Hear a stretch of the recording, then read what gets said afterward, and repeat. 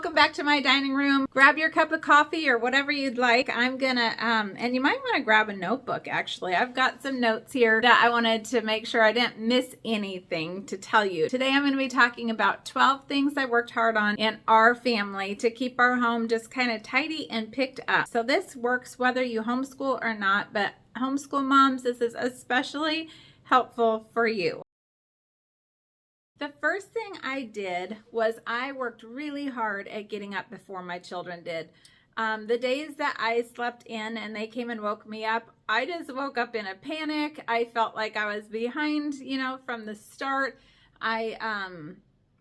Was just like, they were hungry, they needed diapers changed, they needed attention, they needed to get dressed, like everything was just now in my face. I am the type of person who likes to kind of wake up and kind of get rolling a little bit before I'm needing to help others. And so I have worked really hard at waking up before my kids did every day. For me personally, I love reading my Bible in the morning. I love to do some journaling. I love to just have quiet time and a space to just move slowly, let my brain wake up. I open my curtains first thing, get the daylight in there. I make my bed, I get dressed, all the things. But just having even 30 minutes before my kids wake up was life-changing. And that was hard because they were early risers. They like to get up at, 6. I can't even remember now, but they were early birds. And I am not an early bird. And so, but I had to make myself. And when I did, my days went so much more smoothly. I was able to greet them with a smile instead of a, oh. Number 2, I made sure that I got myself dressed every single day. And my mama taught me well. She would come in to wake us up for school. She would be fully dressed. Her hair was done, makeup on. She was just ready. She was awake. And I just thought all moms rolled out of bed looking like my mom did. And it wasn't that she was fancy or had on gaudy makeup or showy or anything, but she was dressed. She was ready for her day.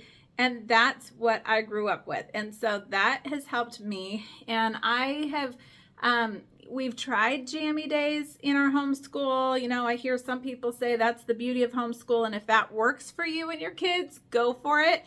For me and my kids, the days that we had jammy days ended up literally just being, let's just watch a movie today because we could not get anything done. It was very hard to keep everybody focused, productive, cooperating. Like it was kind of crazy, but it was amazing to see the difference in when we actually just got up and got dressed, made our beds, brushed our teeth, eat breakfast, do the things before school. Things went way more smoothly. And so that became our normal. Okay, number 3 is I always tried to just tidy up my bathroom. So after a shower, I immediately hung up my towel nicely. I fold my towels every single time I'm done using it. My husband does the same. I'm very grateful. So that just is just quick and easy. When you're done with the toilet, put the lid down. When, the rug, I just make sure it's tidy. I shut the shower curtain every time after our showers.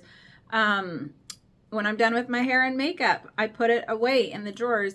Now with that, I will say, I have worked really hard as well at just decluttering, keeping my bathroom drawers decluttered and as much as I can in different rooms of the house so that everything has a home and it can easily be put away. I can't remember, Dawn the Minimal Mom is who I hear it from, but she always is quoting somebody else. I'm trying to remember her name. I'm so sorry.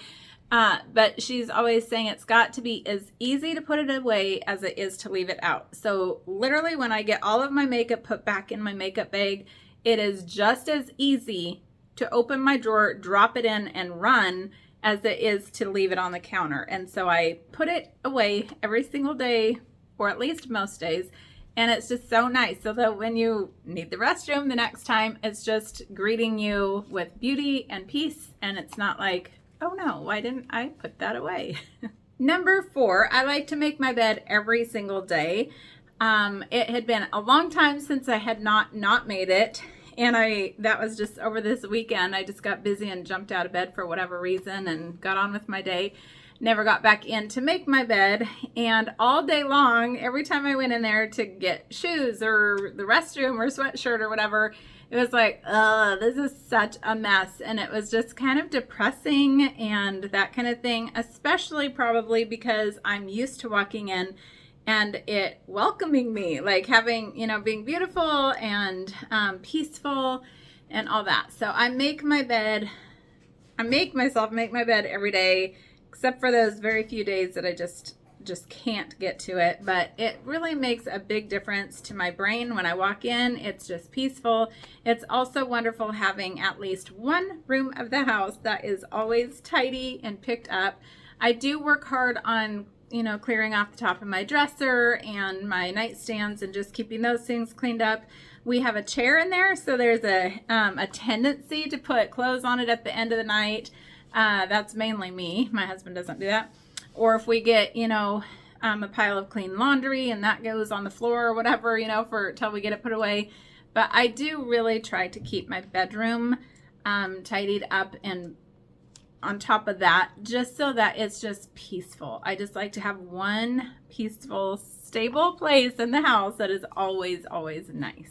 Number 5, I always had the kids get up and get dressed. Even when they were babies, I would specifically put them in jammies for bedtime and get them dressed in clothes for the daytime. I wanted them to have a clear sense of this is bedtime, and it was part of their bedtime routine to just kind of help them start calming down and settling down and that kind of thing. And when I put my jammies on each night, it's like, we're at the end of the day. We made it. And so putting jammies on at bedtime and then getting dressed the next day helps tremendously. So yeah, like I mentioned before, having the kids get dressed every day, brushing their teeth in the mornings, just brush their hair. It doesn't have to be perfect, but let's just make it not be bedheady. And then make their beds. I had them make their beds as well. So just kind of exactly why I did it for myself. I knew it helped them as well. Number 6, I would always try to do, and I still do, 1 load of laundry a day. If I can just get 1 load of laundry cycled through washing and drying, we stay on top of everything. It works so much better. My daughter now folds laundry twice a week, but we have a big pile of laundry for her to do those, you know, twice a week. Ultimately, just knowing that it's getting clean. If we do need something, we can always go dig through the laundry basket if need be, but at least it's clean. Number 7, this is for the homeschoolers out there. I would always, we would do a subject, and then once that subject was done, let's say history, we would wrap it up and we'd set the timer for 5 or 10 minutes and we would say, okay, everybody go put your books away, your binders, you know, just get reorganized. If there's papers out, put them in your binder, organize them, file them, whatever needs to happen with that one subject that we just finished up, go put it on your bookshelf, get out the next subject. Next, we're going to do, let's say, science. So go get your science book and your workbook, binders, whatever you need, pens, pencils, whatever. And that just gave us a time to clean up the table because it could get so messy. Before we started doing the timer thing, I'm telling you, we would have stacks of books, you know, on the table, times 4 of us, you know, all my teacher manuals and the 3 kids and all the cutouts and all the staples and all the pencils and all the markers and all the things. It was overwhelming. So when we started saying, okay, this subject is done, timer's on, clean up, get set up for the next one, go to the bathroom, get your wiggles out, get a snack if you need to. It just was kind of a nice way to transition our minds and our bodies and everything to be prepared for the next subject. And that helped maintain a tidier home. Number 8, kind of on along the same lines, our dining room table turned out to be our homeschooling table 99% of the time, or the kids would be on the couch doing their independent studies, or on their beds, or laying on the floor. We have an office, we have a homeschool room, we have tables that Travis and the boys made so that each of us has our own computer space. but very rarely were they actually in the office doing that. They just ended up wanting to be out with the rest of the family and in the main area. And especially when they were younger and we were doing more unit studies and different subjects together, we all did it here at the dining room table. So by the end of the school day, it was time to clean up everything. Everything got cleaned up. The pencil eraser shavings, the cut up papers, the staples, all the little things that just made it messy. We clean up at the end of the school day, put everything away on the shelves in their bookshelves, and then it was ready for dinner time. It was ready for the evening. It was clean. The next morning when we started school, it was ready and my brain was just clear. It was a blank slate. It was wonderful. So for sure, we always cleared off the dining room table. Number 9, each person had their own bookshelf or basket or bin that they would put their school supplies and their school books and their notebooks and binders, all those things. Everybody had a place and every book had a home. That is so important to me in my household, that everything has a home. So if that means, decluttering or clearing out or making space so that things are very easy to put away, that is vitally important to this mama who is a perfectionist. I would say a perfectionist, recovering perfectionist, because everything just needs to have a home. And when it does, things just go way easier. Everybody knows where to put things, and it's just so much easier. And it keeps things tidier. Number 10, we're getting close to the end here. Have you ever heard of Fly Lady? I used to follow her and do her ways and all the things. And if you have heard of Fly Lady, then you've probably heard of a house rescue.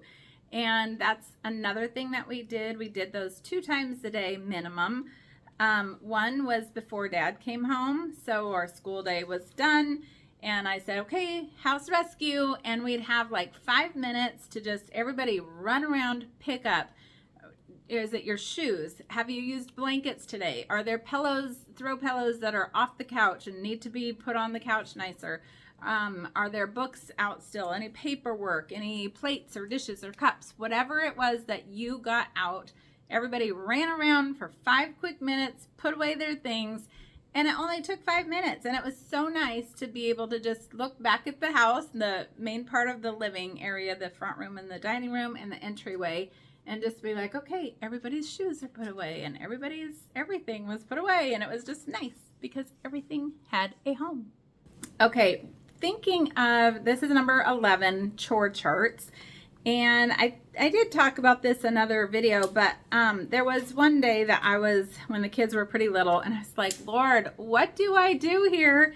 I'm just overwhelmed. There was just so much on my plate as a mom, and as a homeschool mom, as a homemaker, as the shopper, the cleaner, all the things. And I just asked the Lord, what do I do? How can I change things up? And a fresh thought came to me to just start making a list of things that when they would run out or when they were empty or whatever, it kind of stunted me, I guess, or whatever, like hindered me in my day.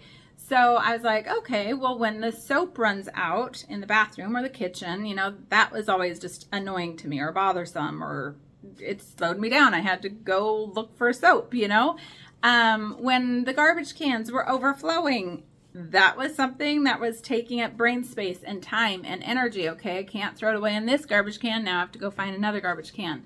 When the Q-tips would run out or the cotton balls, it was like, okay, now I have to go searching for those and fill up my little jars and things like that. And so I felt like the Lord was showing me those are the things you can write down and make a little chore chart for your young children. So on a weekly basis, I would have everybody was mapped out of who they were, what they were doing. Somebody might empty the dishwasher, somebody else might fill it up. Somebody would refill the toilet papers, the soaps, the cotton balls, the Q-tips, empty garbage cans, sweep the kitchen and bathrooms and put up clean hand towels and bath towels. So those were things once a week that little kids could do. I had a kindergartner, a first grader, and a 1-year-old that very first year of our homeschool year. Those were all things that were easy for them to do. I could hand my little 1-year-old 2 rolls of toilet paper and say, go put these on the back of the toilet, and she loved helping. She was actually a little bit over a year old. I don't know if she did that yet. I don't know if she was walking yet by 1. I actually think she didn't walk till she was 14 months old. You know what I mean? Pretty easy stuff for little toddlers, little people, and they love helping. They really do. So, and then like emptying the silverware for the boys, or emptying, putting their plastic plates and cups away. I had a spot for a home for their plastic plates and cups that were within reach for them, so they could put them away from being in the dishwasher, and then they could actually get them out when they were hungry. So those things were super fun and super helpful to me.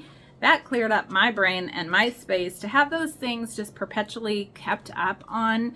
It cleared my brain space to be able to plan field trips and play dates and,